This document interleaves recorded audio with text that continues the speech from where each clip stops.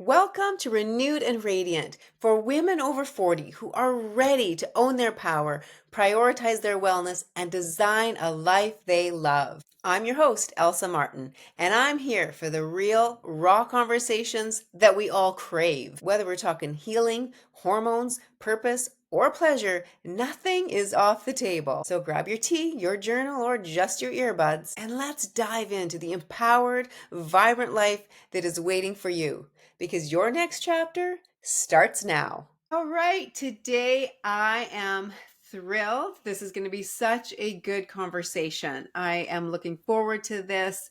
This is something that I feel like we need to dive into, but don't always dig deep like we need to in certain areas. So I am so happy to have my friend Jenn with me here today, Jennifer Thom.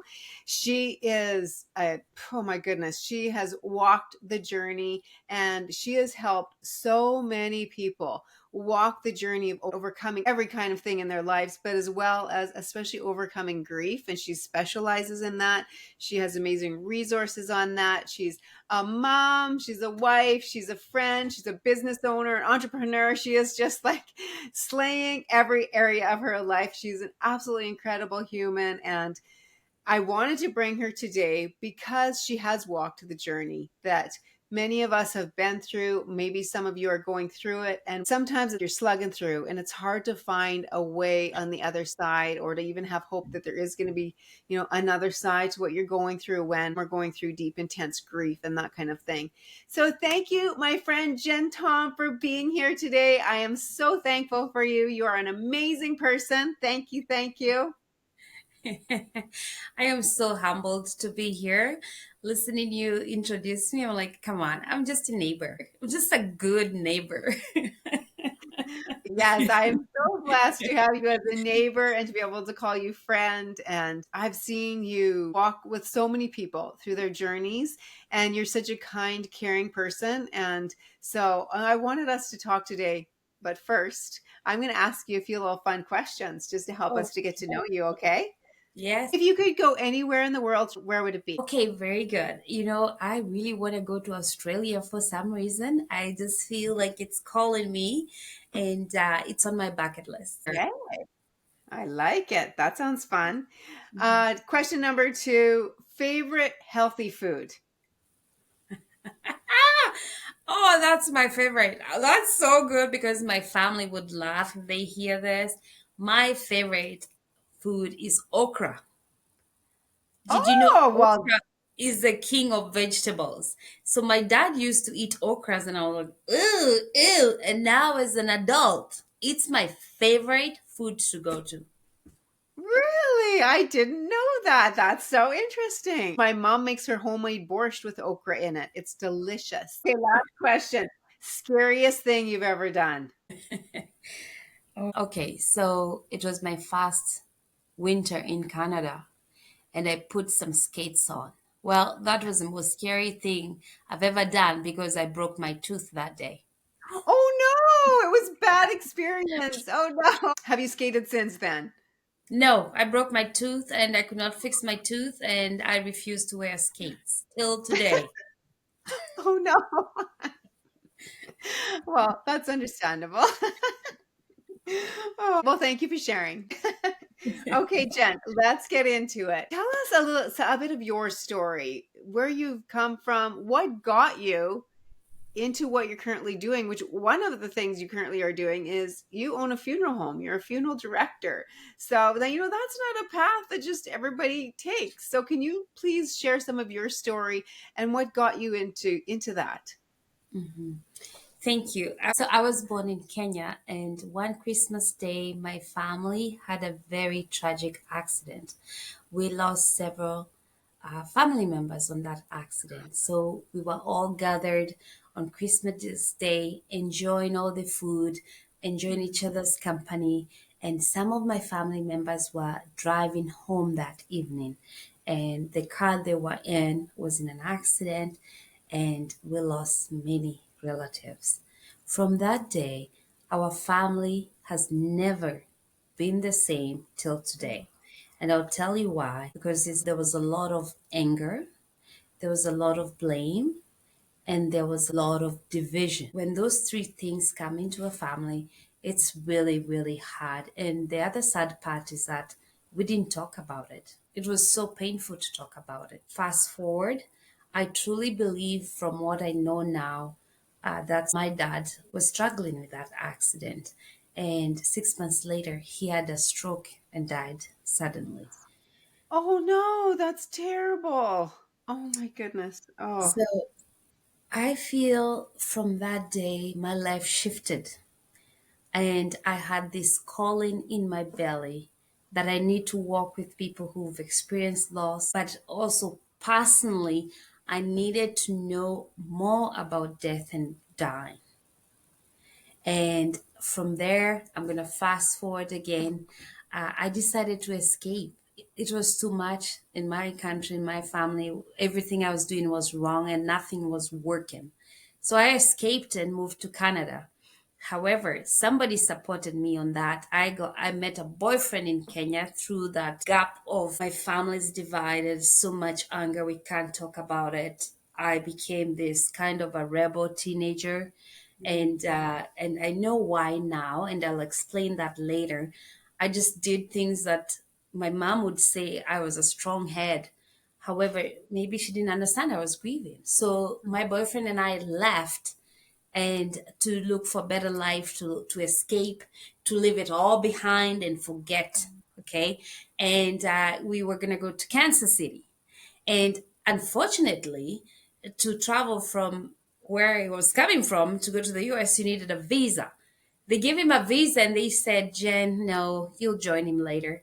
And I'm going to tell you that was worse than the other losses I'd incurred, just different because now he's leaving. I felt like it's my family, it's my dad.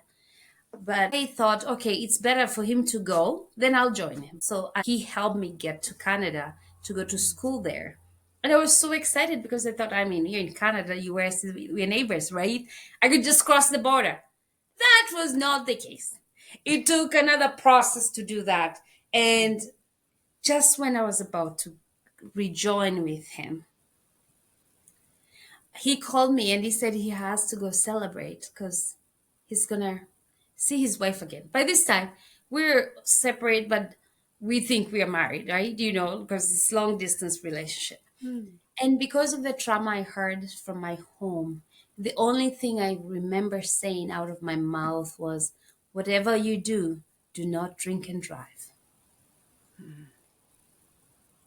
And that night I got a call. He was involved in a car accident. And all I said is that, which hospital was he taken? And they said he died on the scene. Oh my word. And now my life was shattered again. And I'm telling you, it was like, oh my goodness. However, I believe because of the pain that I was going through and the loss and all the questions, I started searching how I can understand more about, again, death and dying. And so I went to Montreal College and became a funeral director and embalmer. And I'm telling you, if you knew my past, I cannot even be a nurse. But this calling, my why was so big that it didn't matter. I had to do it. I had to be courageous. And why? Because I really wanted to help people who've experienced loss because I didn't have the tools, I didn't understand. And I'm like, okay, this is my new life. By going to Montreal, I understood so much about death and dying. I liked it so much that I've ended up getting married to a funeral director. And then today, as a family, we run a funeral home. That's my story. Wow. Isn't that amazing? It's just, it goes back to our journey will lead us to our destiny if we let it. Wow. That's incredible. Okay. I feel it's very important to hear from you all of that death and hurt that you went through. How did you not become bitter through all of that? That's such a good question, Elsa. I'm not saying I wasn't bitter. Part of those times I was bitter. When I said about my family at home, I was bitter, I was angry. However, I'm a Christian, I believe in God, and I'm going to tell you there are times I prayed that He would take me. because the pain was too much, couldn't take it. And for some reason, every time I prayed, I felt, I mean, I know now, but I would get the hope and I would feel this peace of my pain is not in vain. My pain will be for a purpose. Hmm. And through that, it shifted everything. Every time, there are times I felt uh, bitter and all that, but I would pray and I would feel this peace that would just tell me my pain will be for my purpose. And I tell you, I did not know how. No, no. I did not know how. I did not know how to start a funeral home. I did not know anything. I did not even think I would marry a funeral director. I did not even think I would manage to be a funeral director. I did not even know that it would be my life calling. Hmm. And here we are today, and I'm so grateful I honored my pain because it Hmm. turned to my purpose today. Wow. That's amazing. So, when you say I honored my pain, what do you mean by that? What I mean by that is that I stopped saying why. I stopped asking God, why did you let that accident? Why did my fiance die? Why did my dad die so young when he was the breadwinner? He was everything in my life. So that's the pain I'm talking about. And as soon as I knew my pain would turn to purpose, I was okay. And I'm sure some of your listeners listen to Les Brown. I love him. And there's Mhm. a place where he says, when you go through pain or challenges in life and you say, why? Why is it happening to me? Les Brown says, why not you? Do you have some names or some phone numbers you need to give so that that does happen to someone else? And that is real. Like when pain happens to us, I encourage or challenge everyone to honor that pain because you don't want someone to go, I don't want anyone to go through what I've gone through. Mhm. So Mhm. I stopped saying, why me? That's good. Instead of saying why me, why not me? Why Well, no. not me? And it Oh, is hard when you're in it. It's so hard. And you're going to have those moments where you say, why me? But remember, Les Brown say, why not me? Do you have someone else's name? yeah, that I've never heard of that. That's a great way to look at it. Yes. Mhm. Okay, Jen. So now you help people walk this journey. You have a book, you have Stronger Life Connections. You have set it up so that you help people, not just people that come to you for funerals, but people that just need help walking through their grief journey. Let's talk to the person that is going through grief, whether I know I've heard you talk before about the different types of grief. It isn't always about losing someone to death, but other types Mhm. of grief too. Let's talk to the person that is in the middle of the grief right now. And, I think probably anybody listening to it, we've all been in horrible, situations where the grief can be overwhelming, whether it's losing someone close to us, maybe it's losing a job or losing our health or something like that. What would you say to that person that is like in the middle of that dark place right now and feeling like there is no hope, and they have been saying why me? Okay, first thing is stop saying why me, but what can they do? Mhm. First of all, from my work and all the things that I've learned and researched, all of us will experience more than 40 losses in our lives. Oh, So when we talk about grief, it's just not loss of a loved one. And I love that you mentioned some of them: loss of trust, loss of reputation, loss of friendship, loss and loss. Well, like the list is long. We're going to experience more than 40. So, what, first of all, we need to just accept it is what it is, right? It is, we're going to experience that. So, what we do with that? First of all, is acknowledge and process what has just happened.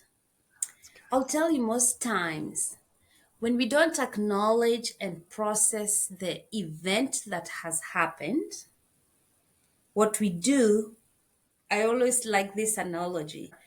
We're all born with an empty backpack. Mm, So the first loss happens and you don't acknowledge and process it. Guess what happens? It's like a rock. You take that rock, you put in the backpack. Another loss happens, you don't acknowledge it or process it or put it in the backpack. Another one happens because they will happen, and the backpack becomes so heavy that mm, at some point, one, if loss will happen, that will throw you to the curb.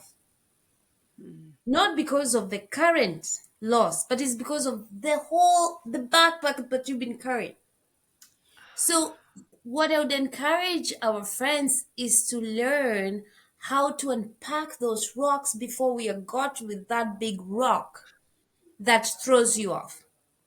And how do we do that is acknowledge it. So, for example, let's just even say a loss of a friendship. Maybe your listeners are so awesome they've never lost a friendship. I have lost some friendships that I Oh, yes. miss dearly and I love them, but whatever, it didn't work. First is to acknowledge that friendship. Acknowledge, I've lost this friendship and this person meant this to me and da da da, right? Like knowledge, journal. I love journaling and I like reflecting and learning something out of what has happened. That's what I mean, acknowledge and process. Okay. That's one way. Okay. The other thing that has really, really, really helped me is being intentional. In the process of us carrying that backpack and it's heavy and, be intentional on doing things you love to do. Mm, We all love to do some things. Do more of those things. So, for example, I love visiting. I love people. I love my friends. And when we sit down, we start sharing. I find myself opening my heart and I feel safe. And, like Elsa, man, you had that retreat you had in Cabo. That is a way to unpack your backpack. You yes. That's sit, you true. relax, life doesn't seem as hard. And then by sharing, you unload your backpack and you start walking light and you don't feel alone. The Mhm. problem is when we don't do this intentional, doing the things we love, we isolate ourselves. And when you isolate yourself, you feel alone. Mhm. And when That's you so feel true. alone, you know what happens, like you disconnect, your relationships are not good, and this backpack becomes heavier and heavier and heavier. I love that illustration. That is so, so good. And even things that maybe someone else might see as a little thing, if it has deep meaning to us, it can be a heavy thing. It's like that a heavy rock in that backpack. And that's so true. I love that explanation because it's like sometimes something sets you off and you're like, this isn't even that big of a thing. Why am I so upset about it? Or why am I crying or grieving? Ah, okay. Well, probably it was just the last rock in the backpack that just kind of tipped everything and just sort of brings it all out. Because if we don't process it and deal with it, it doesn't get dealt with and it just keeps being a heavier and heavier burden to us. Yes, so good. Amazing. That's why I say sometimes you might meet someone, no judgment, but they have all the reasons in the world to be happy and fulfilled. Like they live in the best country, they're not lacking, they drive, they have a car garage, like they're not cold, they're not freezing, but they're so unhappy and Yeah. grumpy. You know why? Like now Tell we can us. Tell us. have empathy is because the backpack is so heavy. It's so Mm. heavy and it takes over everything else. That makes sense. So now when we see someone like that, we can be more compassionate and remind ourselves, oh, they must just have a really heavy backpack. Yes. Yeah. That's And when so we think like that, Elsa, sometimes you can meet someone and say, oh, they have a B face. You've heard those phrases where people say, oh, they always mad. You actually, when you realize they're carrying a backpack, you have empathy and then you become a good friend with a listening ear. Okay. Because nobody's bad. Nobody was born bad. The backpacks make us become weird. Whatever we are carrying around makes it really weird. Ah, this is explaining to me why you are so good at what you do. It's because you see people with this empathy and this compassion. Amazing. Wow. So another thing that I've learned through my life is that because I know the backpack story, so if I meet someone and we make eye contact, I intentionally inside I say, I wish you love, I wish you good health and abundance. And this works so well. Like I would be at an airport and somebody's mad about something, and I would make eye contact and I would say that internally, and somehow they would give me a smile or let me go, or something changes. Try it, guys. Try it. It Oh, works. totally doing that. I love that. That is so good. It's like your spirit speaking into life into them and hope and encouragement. That's Yes. great. Yes, it does work. Oh my, this is so good. Okay, so I wanted to touch too about when you were saying about the retreat and how we processed some deep things when we go into places like that, and we don't walk through a lot of traumatic grief processing or anything like that because I'm not trained in that. We just sort of dig a little bit into what is maybe causing some issues or stopping some of them from reaching their goals. And one of the things that I love is the saying change of place, change of pace, change of perspective. And when we can change our place where we're at physically, change our pace that we're moving at, because when we're in our everyday location and we're just in that same pace day after day after day, we have this perspective and we're carrying this heavy backpack and it's just weighing on us all the time. But when we can change our pace, change our place, and we can have a fresh perspective, it helps us to get into a place of seeing things a little bit different and unpacking those heavy rocks somewhat. And what you're sharing, Jen, is that the importance of that, the importance of unpacking, it's so powerful because eventually it takes us out, I think, if we don't, right? Yes. Hmm. Yes. Yeah. And I had to write that down, Elsa. Change your place, change your pace. What was the third one? Change your perspective. Perspective. Oh. See, I'm Yeah. learning. Oh, Thank you. so good. Me too. I'm So good. taking notes here. So, oh my goodness, so good. So, Mhm. first off, you say acknowledge. Mhm. Acknowledge that there's been a loss. Mhm. Which is interesting because, I don't know if we've ever typically, at least for myself, allow myself to have done that. Yes, when it's loss of a loved one, when they pass away, we Mhm. acknowledge it and everyone around us acknowledges it and we process it more so. But maybe not necessarily when it's a loss of trust, when someone's betrayed our trust, or the loss of a friendship or something like that, or the loss of a job. Maybe we don't see that so much as grief and actually acknowledge and process through that. Yes, you're right. It looks like a very light rock. It's a light one. So we just put it in a backpack and we think we're just going to move on. And then another light one comes, we put it in the backpack, then we're just going to move on. And then one day you're hit with a big one, then they all come out. Ah, That's what happens.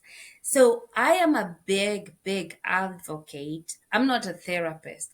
However, I'm a big advocate for therapists mm, or counselor. yeah, yes, Truly, yeah. it's game changer. I know sometimes the stigma to talk about I see a therapist. Me, I do see a therapist. And my children see a therapist. I see it as unpacking the backpack. And also, I That's want my kids to travel light in this world. I want them to travel light in this world, not carrying this heavy backpack. So I tell them anytime you can talk to a therapist, and they do once in a while. If you have kids, there are things they might not tell you. And they're carrying a backpack, so they'll keep putting it back there. And when they have a therapist, they can talk to them and unload, and then they can do life light. oh, that's good.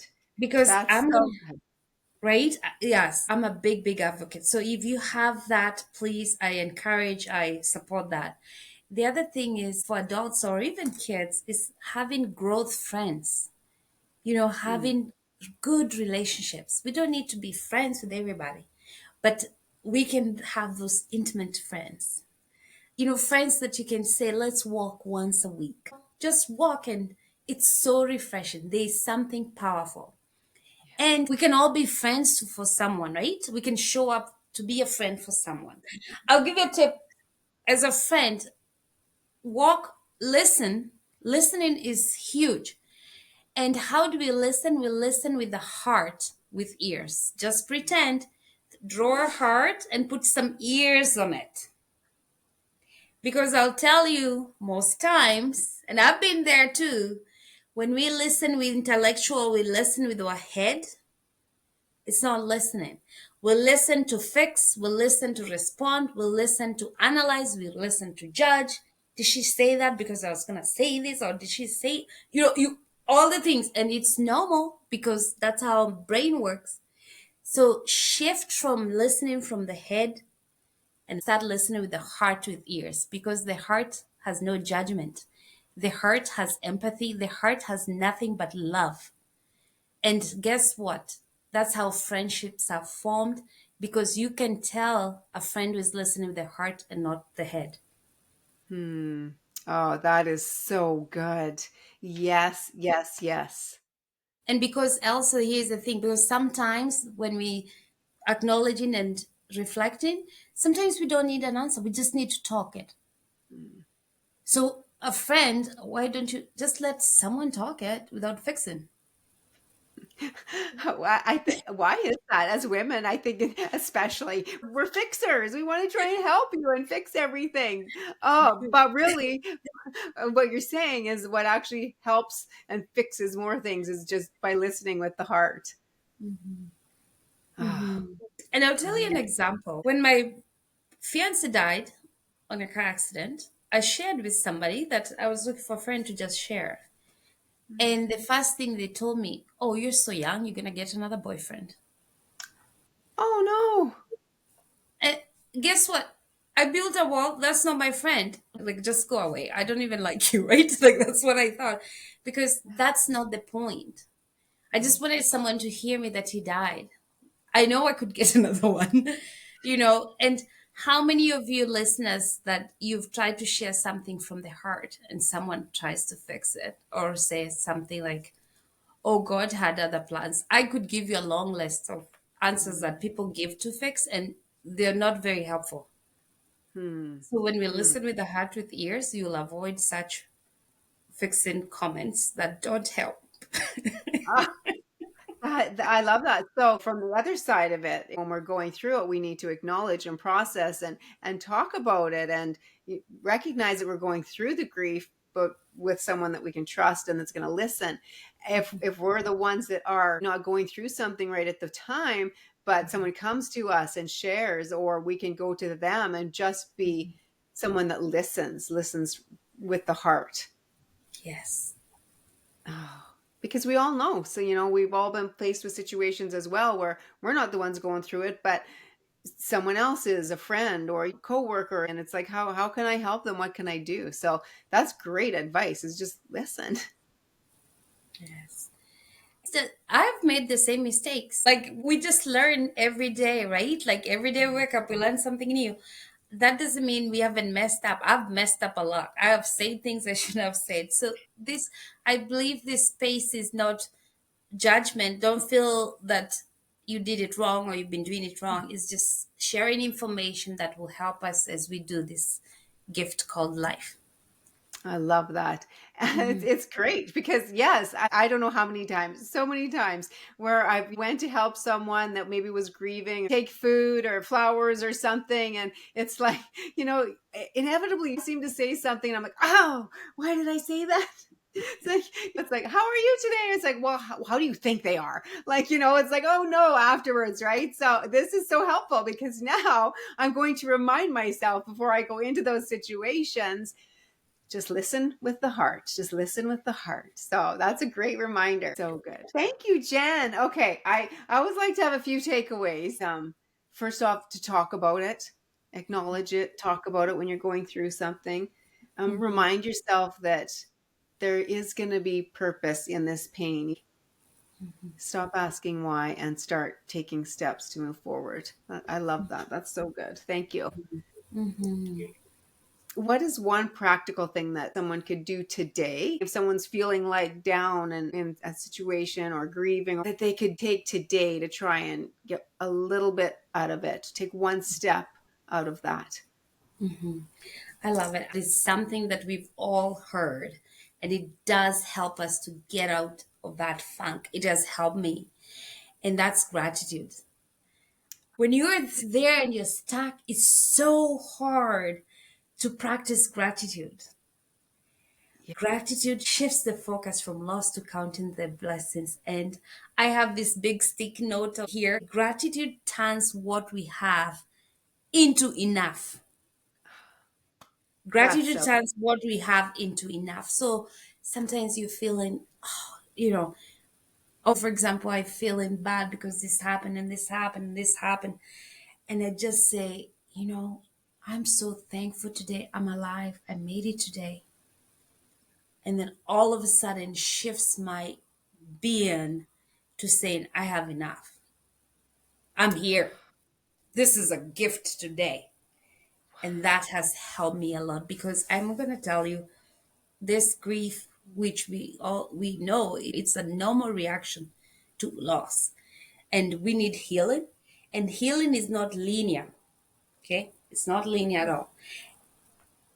We'll have the good and the bad days together. The good, the bad. Today we're like this, right? Because it is life. And I'm telling you, what has helped me greatly is that gratitude. During my bad days, I'm like, okay, I'm here. I feel good. Have you ever been sick? Like when you're sick and you remember how good it feels to feel healthy? And so when you're healthy, I'm like, I am so thankful I feel good today. yeah. Changes your perspective. Yes. You appreciate it so much more when you've been sick. Yes. So practice that. Just always remember gratitude turns what we have into enough, even on the bad days. Hmm. I love that. That's so good. And that takes very little time. It takes no money. It's available to everyone. And it might take some work when you're in the middle of grief or a loss, but you can. There's always something to be grateful for. What a takeaway. That's powerful. Just every day finding a few things to be grateful for and watch how that shifts. Thank you. Thank you for that. Thank you, That is Elsa. And I just want to add on the gratitude. Sometimes if you journal, put a journal. I know they say it, we've heard it, we know it. However, just write somewhere. Or sometimes I take time out with myself where I call it quiet time. And on my quiet time, instead of letting myself listen to myself, I mm, start talking to myself on all the things I'm grateful for. So yeah. you have two options where you just close your eyes and just talk to yourself and talk about all the things you're grateful for. It does help. It does help. Mm, Try it. If it yeah. doesn't work, please call me. Call Elsa. Call However, me. It'll I work. practice all the time and it has worked. Yeah. Yes, it does work. In fact, like I've done it for years. Every morning, I read my Bible, I pray, and I write down three things I'm grateful for every morning. It's a non-negotiable for me because it does work. It's amazing how it shifts your perspective and Yeah. reminds you of the things you have to be grateful for because it's easy to fall down the other way and be thinking of all the things that we don't have or the loss that we have experienced. But it's always good because it can remind us, oh, I do have some things to be thankful for still. Isn't that interesting? Like lots of people do gratitude journal. What makes us stop when we are grieving? Something You're right. shifts when you're in that event, loss, discouraged, feeling all down. How come we forget the three things every day? Good point. Why do we, Jen? We get so focused inward, I think. Yes, that's true. And that's why we actually have to make an extra effort of being intentional and remind ourselves. Just like the way you're feeling healthy when you're healthy and then you get sick. Same thing. Remind yourself because it's so hard to be thankful when you're going through it. It's so hard to find gratitude when things are burning down. However, just intentional. It takes courage to do that. It takes all your being to do that. However, please try it. Just remember to try that. Yes, yes, that's powerful. Thank you. And I love that. That is such a good takeaway, such a good practical step that someone can take right now. That is so good. Okay, my friend, where can people find you? I do want to say Jenn has an amazing book called When Flowers Are Not Enough. It is just powerful. It's so helpful in dealing with grief yourself, but also helping others and walking with other people as they're dealing with grief. And we've all experienced it. We're all going to experience some more as long as we're here on this earth. So I encourage you to get her book. Now, can they go to your website or where they contact you? Yeah, thank you. Thank you for sharing that. I'm just going to share a little bit why that is. So, through my work, I love doing my work. I love doing the work. However, after 15 years of doing the funeral work, I realized when people go home, they are where I used to be. Remember how I started my story? Where I was looking for tools, I was looking for the right tools, I heard the wrong tools, and I got this calling that I need to fill that gap and find something. And that's how Stronger Life Connections was created, where we create grief resources because we know grief starts when everybody's gone. If it's a loss of a loved one, grief starts when you're alone. Grief starts when the lights go off. And that's where Stronger Life Connections come to fill in the gap, to be with you. The book, When Flowers Aren't Enough, is my personal story, but with lots of journaling and gratitude pages. So if you want some of that information, it's strongerlifeconnections.com. And yeah, join our community. We love it. I love what I'm doing. And I promise you, I keep researching, I keep going to school, I keep learning so that I can share with you all. Because So good. I see it as a calling and not a work. It's not my job. It's a calling. I love it. Oh, amazing. You're so right. I love that you created that to fill the gap. That is so powerful. Oh, so good, my friend. Yes, yes, thank you so much. You are amazing and I highly recommend that if anybody has been through grief or thinks they might go through grief, which we all will, to reach out to you, Jen, because you are so incredible and you have the resources.